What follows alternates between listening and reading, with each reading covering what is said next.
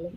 Hi, good afternoon, Alberta, the blessed province, the most beautiful from the Rockies to the wheat fields. Here we are once again with another candidate for the May 2023 elections. And this time we have the beautiful Jenny. She is the candidate from the Alberta Party, from the Northwest, Calgary-Northwest constituency. So, Jenny, come on, with a beautiful, charming smile, come on, introduce yourself and tell us who you are. Thank you, Richa. Yes, I'm Jenny Yeremiy. I spent 22 years in the oil and gas industry. My first half, I was a geophysicist in development, and the second half, I joined a startup company and was inspired by the liability challenges in the province. It ended up leading me in the last 10 years to a role that I had in the last two, which was to work with the government from industry to update the policies and regulations around the site cleanup effort in the province. And it led me to here. I really felt compelled to address this issue at a place where I would be more valuable, more impactful. And so that's why I stepped up to the plate. Interesting. And you had, the whole arena is open. So, what is it that attracted you or that pulled in towards you? And when did this relationship with the Alberta Party begin? What is the little story behind this? Yes, yeah, for sure. So I have a friend, a dear friend. Her name's Amy, that I've known for a decade. And so back in February of last year, we reconnected, and she was discussing the political landscape in Alberta and her connection to the Alberta Party. And at the time, I didn't really think much of it, aside from I hadn't really thought about the Alberta Party before, and didn't really realize that that was an option for me. And then, like I said, I was really compelled in my learning as a geoscientist going into liability. It really came to my attention that we were separating a lot of the problems that we have in the industry. So what I mean is, as a geoscientist, we generally select locations, or at least we pick bottom hole locations. We pick where we want people to drill. And then there's a group that picks the sites, but we don't really think about the impact of those decisions that we make as geoscientists and what it translates to in the long run in terms of costs for wells and the impact of them on the environment. And then so I came to this concept of life cycle management. So to me, I think we should be looking at our industry more holistically. So instead of having a development and an asset retirement team, I think we should have one team. It should be both development and undevelopment in one, and everything should be prioritized and working together in order to sort of reduce any losses of information and ensure that we don't create more problems without knowing that. And then, so, I have to say, I didn't really feel like I was getting anywhere where I was working. And at the same time, my friend invited me to an event for the Alberta Party, and I heard both Barry Morishita and Kerry Kundal speak. And they both spoke my language. Like, to me, the three principles of the party, which are so key, which is people, province, prosperity. So to me, those mean they are the basis of sustainable development. To me, we can't just think about profitability. We have to think about the impact of what we do on people and the environment at the same time. So to me, it was exactly aligned with my thinking at the time. And then I spent a month kind of doing some research about the party with on Barry, and it just again seemed like a no-brainer. And the last push is I read a book called The Sum of Us by Heather McGee. And she spoke about significant change like this needs to happen at the policy level. It won't happen in industry. And so, so that's where I decided I would take the leap, and I would take it with this party, the party that was aligned with my views. Wow. So when you read this book and you felt this, this goes by the philosophy that a lot of people who are very ambitious and a lot of people who grow. So I believe strongly in a concept called you have to unlearn at times to learn. Yes. And that's so important for this province right now, that we have to unlearn certain things to go to the next level. And then I love in my discussion with Barry, when we talked about the people, the province, and the prosperity, the way he said, this is you are the second person whom I've met who's a scientist. Before this, I spoke to Lynn, who's an environmental scientist from Central to Snotley. With your kind of people coming into this space, I think, the climate, which is a very, very, very big issue for this province. And, unfortunately, people are not taking it seriously.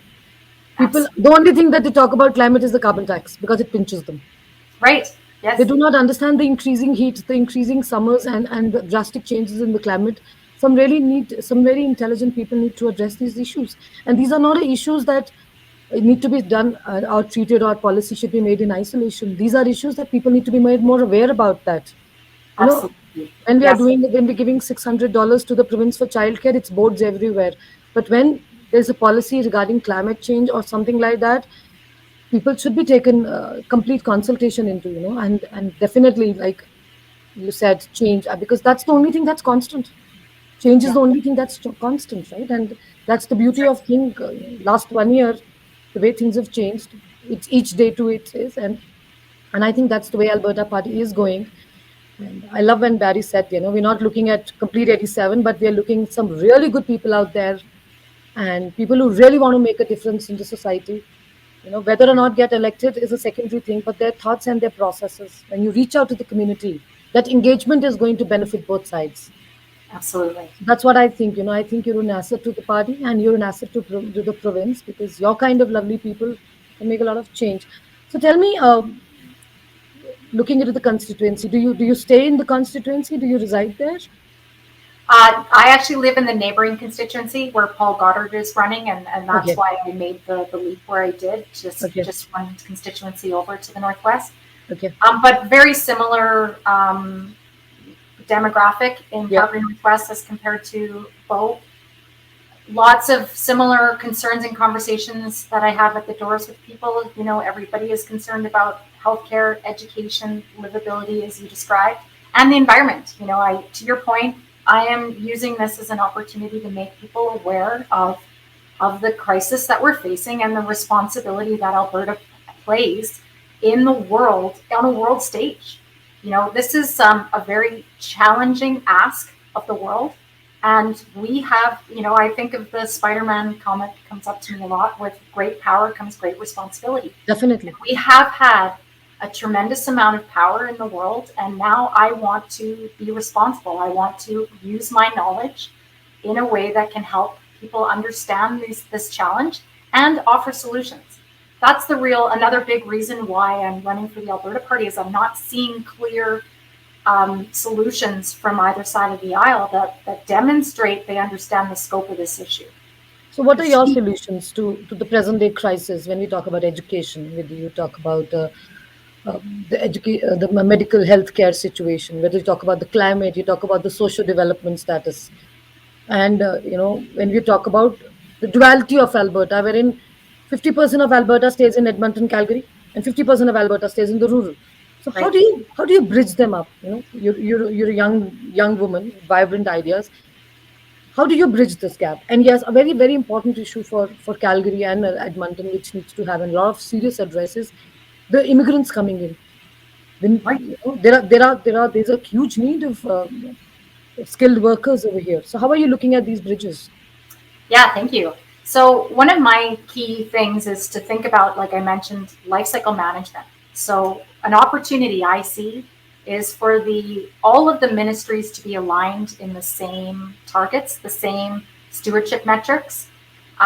So to me, it's not just thinking about emissions, but thinking about water, land, life, and the resources required to do what we need to do. So I'm going to pause on life, because when I say that, that's not just biodiversity, that's of course people. Right. So when I think of, our healthcare system, the opportunity I see is to take a long-term view of not only our demographics, as you described, but also what are the challenges what we're seeing in people's health. Like look at it from an overall basis and decide where we need to invest in preventative measures. So for Right. example, my husband is a city firefighter, Hmm. and he spent a number of years recently downtown Calgary. And 90% of the calls that they face are addiction related. That's right. Yeah. So to me, there's a huge opportunity and try to invest in not only addiction prevention, so education in terms of addiction prevention, but to also consider how have people gotten there. We used to have a time, I've learned this from one of our city councilors, that Alberta used to have an expectation, it was a right for somebody to have a home. That's right. And we've gone away from that, Yeah. which has hurt us. We can see the results of that, and we can Yeah. see the increasing results of that. So to But your don't you back to think the point, your point of, let's stick to this, because homelessness in Alberta is increasing at an alarming rate. yes. What do you think is the real reason behind this? The key reason? Well, I think affordability is a big piece. We have a big shift that's happened in terms of the cost of living. Yeah. And also, I don't know if we're, I've had advocates I've worked with, one of them, Mary in particular, and she's offered that we haven't really helped people meet their potential. Our education system isn't doing its best to help bring out the best in people, regardless of what their capabilities are. And I say this, with friends that are teachers. I don't think teachers are being set up for success in terms of their ability to bring out the potential in the kids. So I think that's part of it. And I think another part of it is not really being clear about what how easy it is to get addicted and to fall into this trap. I have friends, and I'm certain there are others that do that have gotten addicted to drugs and have eventually had to leave their families, and we don't necessarily know what's become of them. And it's really sad when we have such a educated and capable group of people in this province that were allowing that to happen so easily. So I think there's a lot of opportunities to alleviate stress on the healthcare system by being very proactive. And I can give another example outside of addiction. My mother was diagnosed Mm, with mm, type 1 mm. diabetes after I was born. And it turns out she wasn't type 1 diabetic. Oh, So because of that, she has spent her whole life since then being medicated, remedicated, and she's on a dozen forms of medication. And had she been properly diagnosed to begin with, could have been a big difference on her life and on the healthcare system.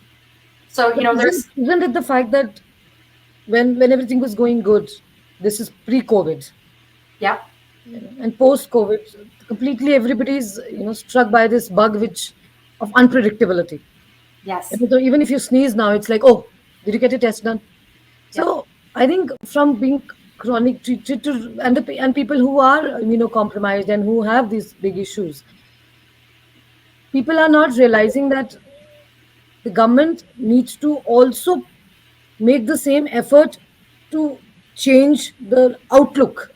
People need to change the outlook, and the same point of the government needs to change the outlook. You cannot go with the conventional, because this is not a normal situation.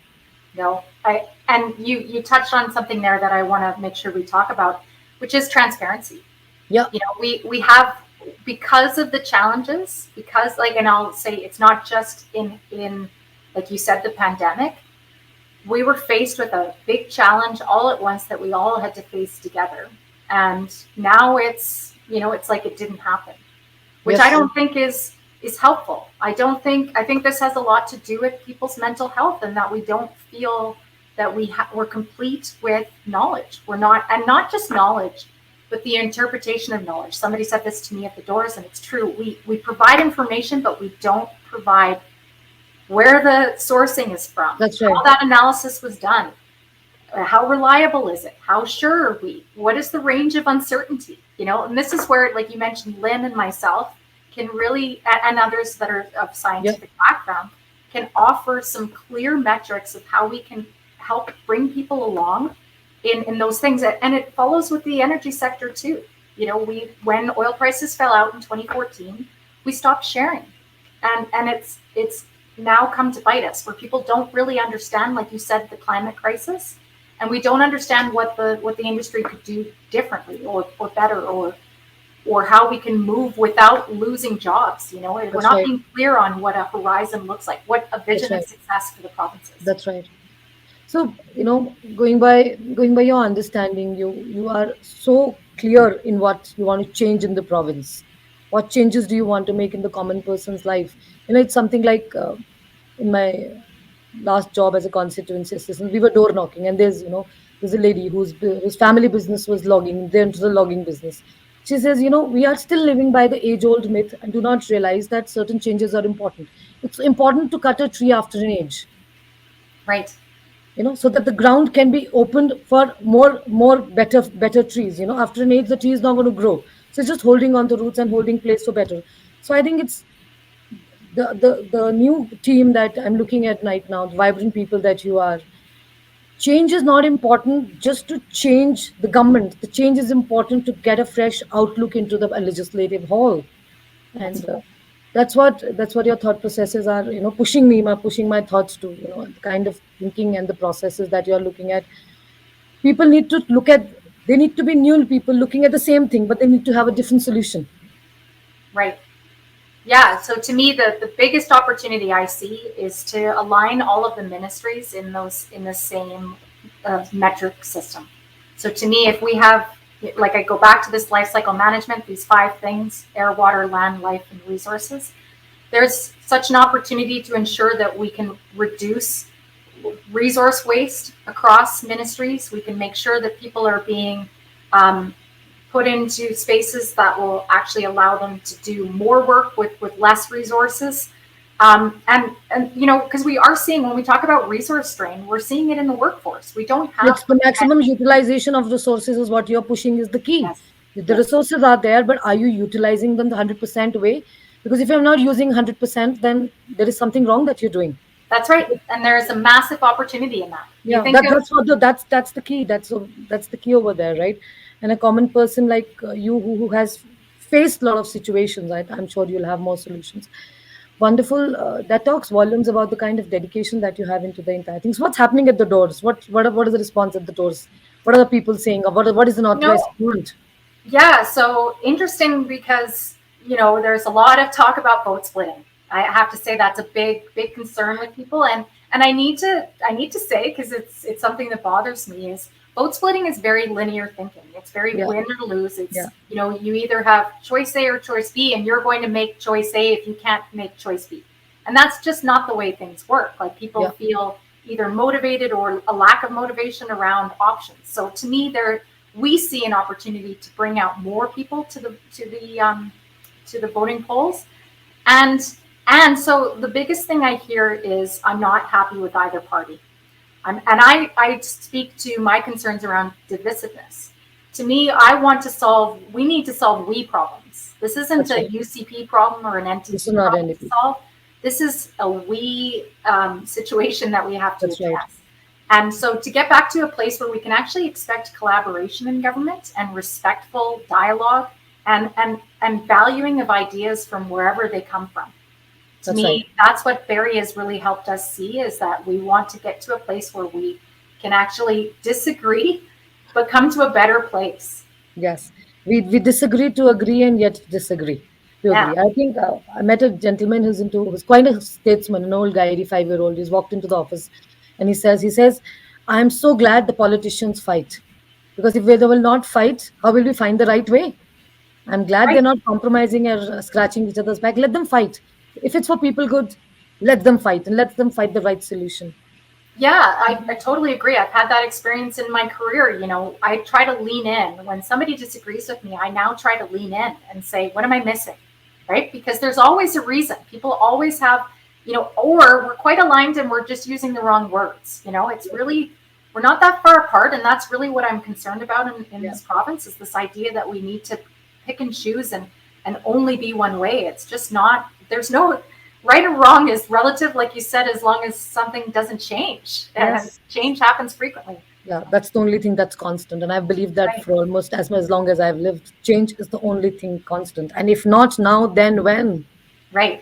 If not now, Yeah. And then when? one other thing, like our last election, this is the first time in Alberta's history that we only have two parties in the legislature. So that was a first.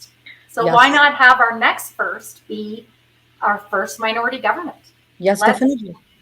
Definitely. there's, Let's look forward to whatever is best for Alberta. People like you, the way you are like shining stars, you're showing hope to people because you have solutions. And as long as we have more people who have solutions sitting in that hall, sitting in that legislature, the more healthier Albertans will be, the more educated Albertans will be, and all our resources for all the taxes we pay are going to be utilized the best. And what else, we can ask for in a candidate who's a scientist and the husband a firefighter. You're dedicated to the people. You are dedicated to the Albertans. Thank you so much for you. And Thank thank you. you so much for talking to us today.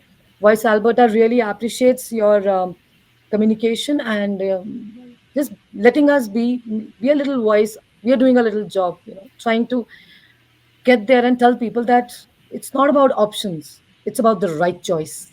Yeah. Don't run after A, don't run after B, at least assess them, give them a Yeah. chance. Don't go up with preconceived notions. And people like you, I think you are the right change agent. That's what we want. Yeah. Thank you. Jenny, thank you One, so much for your time. Any message that you have to give to the voters? Any message you want to give to Alberta? please. Yeah. So, really want to make sure that people understand that I want to represent. I'm not there to, get a role. I'm there to make sure that we are looking out for what's best for all of Albertans. And that I want people to think about, what does May 30th look like? What do they see, whoever they vote for, what do they see them doing with that win? And so I really want them to understand that, I feel like I have a plan of action, with a group of people that want to actually embrace change, like you said, and move forward. So I really hope that people think about where they want us to be come May 30th. All the best. Jenny, Thank the you very lovely much, change Richard. agent. God bless you. Have a good day today and all the very best for the elections. Thank you so Thank you. much. Thank you.